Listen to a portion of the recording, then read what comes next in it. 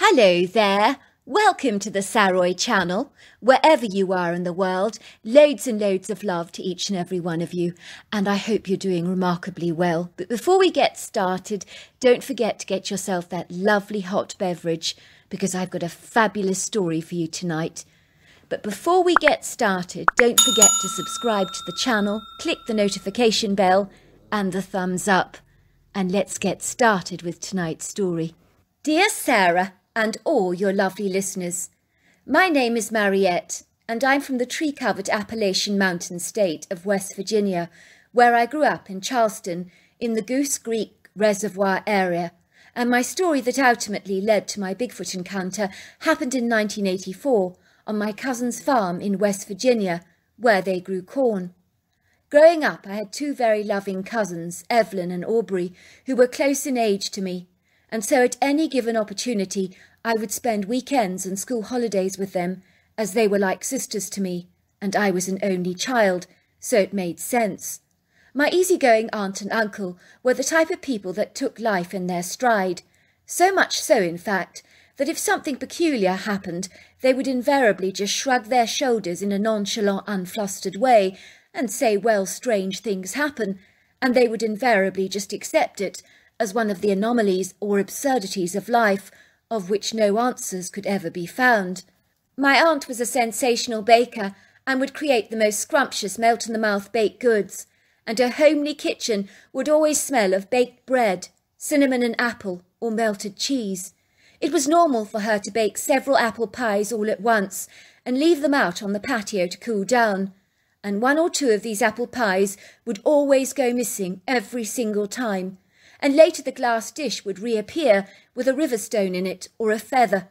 My aunt would furrow her brow for a moment and looked positively puzzled, and then she would shrug her shoulders and say, "Oh, well, someone enjoyed my apple pie, but at least they had the decency to return my container." This enigmatic peculiarity would happen all the time, but my aunt never batted an eyelid and always cooked more than she needed, as loaves of bread, cinnamon buns and pecan pies would invariably go missing, only to be replaced by river stones, feathers or bird nests. My aunt and uncle lived in the most idyllic, dreamy two-storey farmhouse with whitewashed walls and very large French windows overlooking the most splendiferous panoramic views. For indeed this quaint farmhouse looked so picturesque and charming, tucked in the middle of the undulating green valley, dotted with statuesque tall trees, silvery ponds and pretty streams. On the one side of this enchanting farmhouse were fields of corn that would sway and dance in the wind. On the other side was what I can only describe as an evergreen wonderland, with pretty white-poled fencing, dappled white and brown horses galloping in the fields, a modern stable block, and a couple of pretty quaint-looking barns, with red roofs alongside a couple of fields dotted with pretty wild flowers, and a large white gravel road that was neatly hedged with lavender bushes and white daisies that led directly to the farmhouse. When I reflect back to those whimsical, nostalgic bygone days of my childhood, and those gloriously sunny, lackadaisical times spent at my aunt's farmhouse, drinking homemade lemonade and tucking into her delicious cinnamon buns, I do recall times when strange things arose that most certainly pointed towards Bigfoot activity. But in those days no one had ever heard of Bigfoot before. My aunt and uncle were amiable and carefree at the very best of times, so they paid very little attention to some of the oddities that occurred around the farm, but I most certainly did not. As a young child, my cousins and I would spend copious amounts of time in the woods, as indeed it was so beautiful to hang out in such an idyllic, exquisite place. For me, the woods were like our secret garden, away from the prying eyes of our parents, where we would play hide-and-seek and tag, as well as recklessly climb up trees and play by the pebbly stream that meandered through the valley with a soft flowing current. The woods were so exquisitely enchanting and alive, even magical is the word that I would use. They consisted primarily of towering oaks, maples and cherry trees, and the whole area was shaded by a huge parasol of intertwining leaves and branches, where light twinkled through the foliage, bespeckling the forest floor in a subtle luminescence that was almost ethereal. The shapely branches were draped in a verdant, velvety moss, and the ground was dotted with frilly ferns, wild ginger, wild strawberry, as well as wood asters. We would frequently see cottontail rabbits hopping around, as well as red and grey squirrels, and the occasional chipmunk darting up and down the trees. I do vividly remember when the woods would grow ominously quiet, inauspicious and oppressive. The bird song would just suddenly decrease until it vanished completely, and it became so airily quiet. We would also get this overwhelming, portentous and baleful inkling that something or someone was watching us, and the feeling was so menacious and discomposing that it would cause our hair to stand on end. It was like a foreboding impression of impending dread that would appropriate our sense of calm. Worse still, when this happened, an odorous rank smell that reminded me of hot garbage would linger over the whole region, and we would abandon our games forthwith and flee back to the farmhouse as fast as we could, filled with an enigmatic terror. My aunt would look at us in surprise and ask why we all appeared so startled and bewildered, but we never ever shared with her our peculiar feelings, for we knew she would dismiss our strange episode out of hand in the woods as down to a highly overactive imagination. I also remember a time when my cousin Aubrey, who was exceedingly forgetful, returned home from school once and accidentally left her satchel in the backyard overnight. She had left her untouched peanut butter and jelly sandwiches inside the Tupperware lunch container, and when the satchel was finally brought back into the house the following day, and the sealed container opened, the sandwiches were missing, and in their place was a river stone. We were so surprised to find the stone there, but my aunt just laughed and said that someone out there had a great sense of humour. Then there was one day I will never forget as long as I live, and this happened during a game of tag with my cousins. All of a sudden I remember seeing a dark, curious head peeking at us from behind a tree. But it happened so fleetingly I thought I'd imagined it. But I was to discover to my amazement that both my cousins had seen the face too.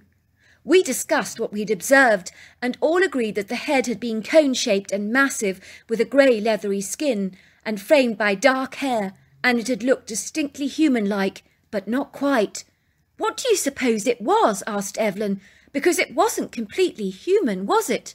"I have no idea," I said, "but I think we should find out."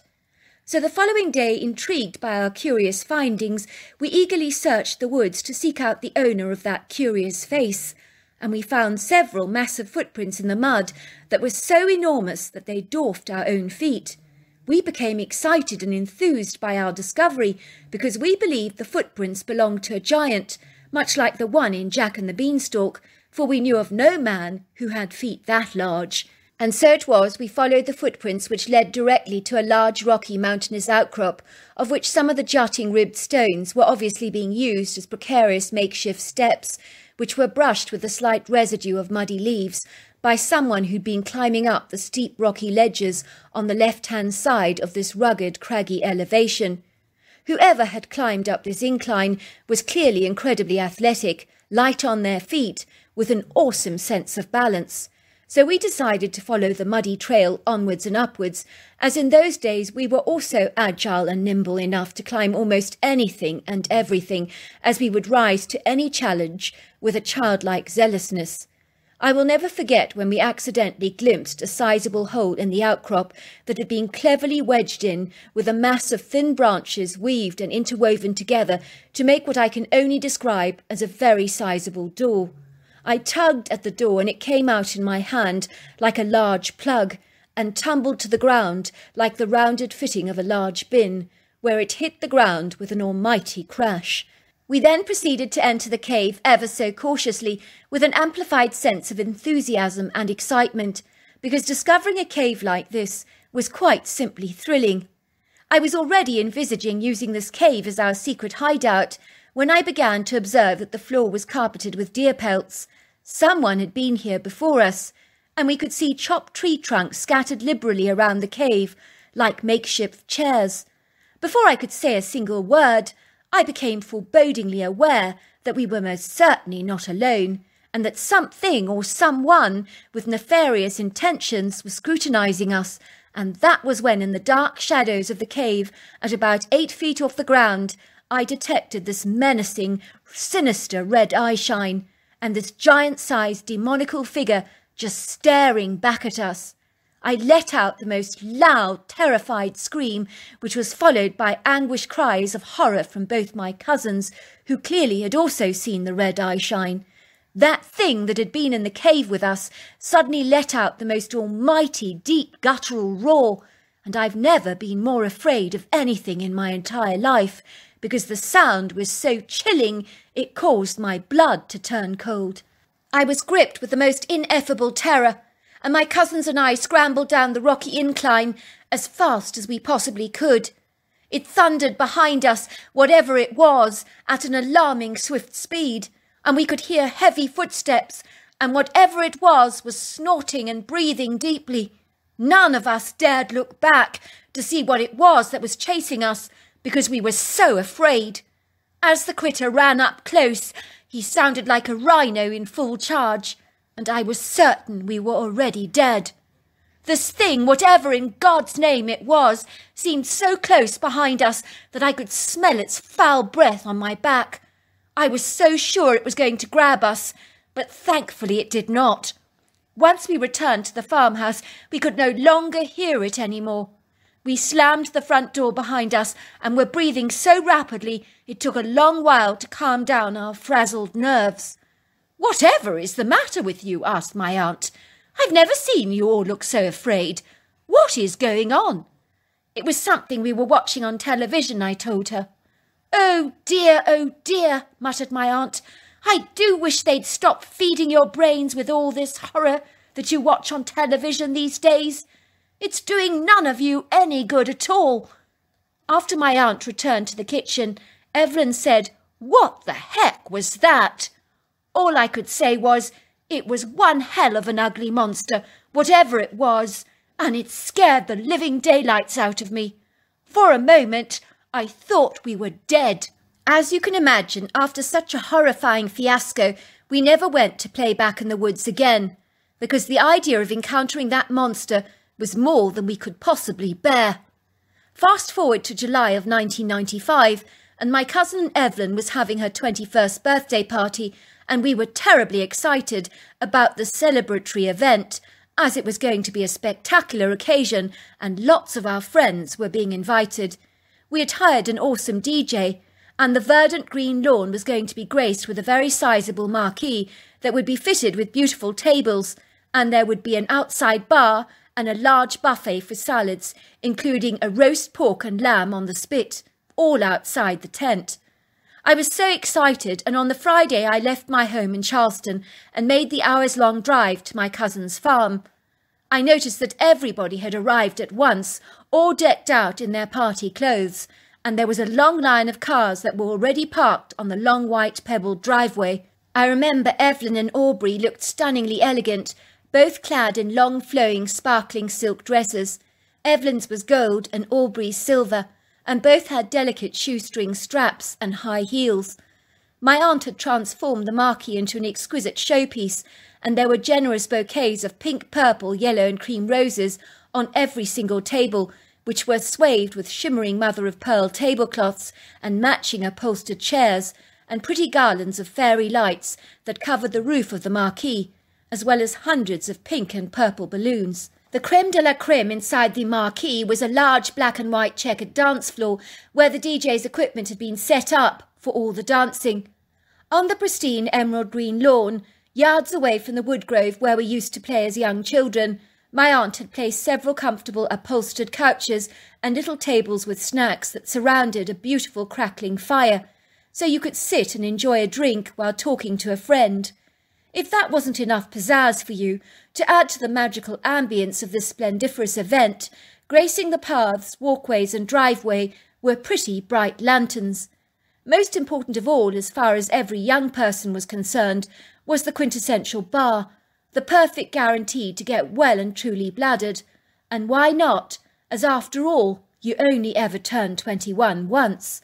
Before long the merry party began, and the booming sounds of the DJ's music could be heard all over the valley, including happy, joyful, loud screams and jubilant laughter as the crowds got seriously pumped up and ever so slightly inebriated, as champagne and alcoholic beverages began to be drunk to excess by a more than enthusiastic, rambunctious young crowd. It was later on in the evening that some people began to complain that an intoxicated idiot loitering around in the woodgrove was having a field day by deliberately throwing stones at people as some kind of a sick joke, causing many people to become ever so slightly flustered. "It's sick," complained one of the party-goers. "This guy must be completely blasted. He's hiding behind the trees, throwing rocks. He could hurt someone." If that wasn't absurd enough, one young couple who decided to have a romantic thumble in the woods came tearing out of the woods half naked, complaining that a man spying on them, dressed in a very bad monkey suit, was having a joke at their expense, and had chased after them. They had never been so scared in all their lives, but no one owned up to wearing that monkey suit. In truth, when befuddled, tipsy people start talking such kind of senseless stuff at parties, you automatically assume that they were just blind drunk and fuddled, so no one took their claims even remotely seriously. Later on in the evening, I suddenly remembered that I'd left Evelyn's birthday present in my red Ford Pinto, so I surreptitiously returned to my car to retrieve it. I couldn't believe what I was discerning and stopped dead in my tracks. My heart was pounding violently in my chest, and I could feel the vibration of every single beat. And for a second I felt so discomposed, I literally froze to the spot, like a statue of ice, unable to move. Was I really seeing what I was seeing, or had all the fizzy champagne gone straight to my head, and made me hallucinate, I wondered? I mean, I was feeling ever so slightly wobbly on my feet, and I was experiencing that tipsy feeling from drinking a little too much. Yet despite all the champagne, I knew that my eyes were not playing any tricks on me. I could see these colossal-sized humanoid apes willfully dragging people's cars all over the grass, moving them all over the place like you would furniture. They even placed some cars one on top of the other in piles. I mean, who has the strength to do something like that? But for these creatures it was light work, and the cars looked like kids' toys in their powerful hands.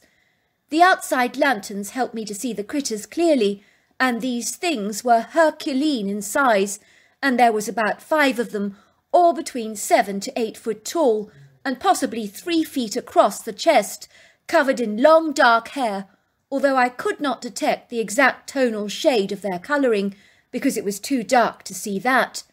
The critters possessed pyramid-shaped heads that just flowed into their humongous shoulders in a seamless sweep, without any evidence of a neck to speak of. I was able to observe the overlong arms and very powerful strong legs, but the facial features of these creatures were washed away by the darkness of the night. I knew at once that this was the kind of creature that had chased us out of the cave when we were young. I could tell these vexed critters were not happy at all about the thunderous booming party music, and were expressing their resentful indignation by moving around people's cars and piling and stacking them up on top of each other, causing no end of damage. I could hear them snorting, grunting, and breathing heavily under their breaths. As it was a sleepover party, only the gravity of what had actually transpired the night before really astounded the party-goers the following morning, when we awoke to a scene of mass carnage and chaos. We were to discover that the marquee had been ripped to shreds, and tables and chairs flung haphazardly all over the place, and the carcasses of the pig and sheep had all but vanished. If that wasn't bad enough, when people saw what had actually happened with their cars, they were completely gobsmacked, because no one could comprehend who could have the strength to move their cars or to pile them on top of each other like this. I'll never forget the shocked reactions on people's faces when they stared in horror at their cars, hardly daring to believe what they were observing, with their hands over their mouths and their eyes as wide as saucers. "Who the hell did this?" said one girl, looking around at everyone very suspiciously. It appeared that one of the girls called Lucy had a very unfortunate laugh that had the capacity to rub you up the wrong way at the very best of times, and on this occasion it did not help, because she snorted loudly with laughter, secretly glad, I imagine, that her car was not in this pile-up, and finding it somewhat amusing to see such disarray and chaos. Unfortunately, everybody else failed to see the funny side of things and thought Lucy was somehow involved or responsible for this insidious prank. In a trice, a couple of Earp girls began attacking her vengefully and fiercely pulling her hair, so things were stepping quite out of hand and becoming rather heated. "You think it's funny?" screamed one of the girls, yanking Lucy's ponytail hard. "Look what you did to my car," screamed the other girl, pushing Lucy so hard that she stumbled back on the ground. "It's all dented and damaged, thanks to you." "It wasn't me," the poor Lucy protested. "I promise you, it wasn't me." "Stop that right now," shouted my aunt, taking her garden hose and soaking down the squabbling girls, who, drenched in water, soon came to their senses and looked utterly ashamed about their juvenile antics, because indeed I'd never seen them behave like that before.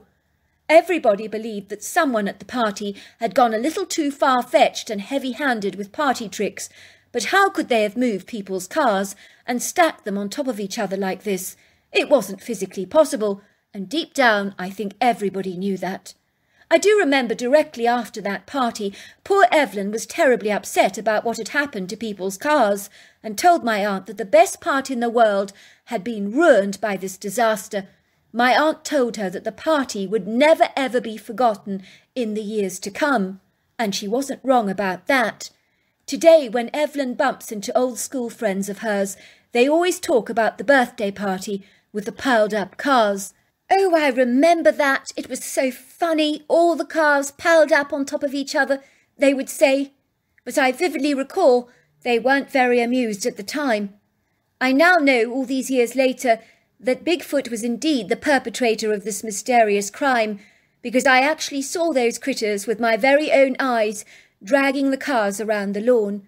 But even today, I refuse to say a thing. So there you are. That's my story. Wow, that was an incredible story. Remind me if I ever move house, I think I need a Bigfoot. Until next time, goodbye and good night.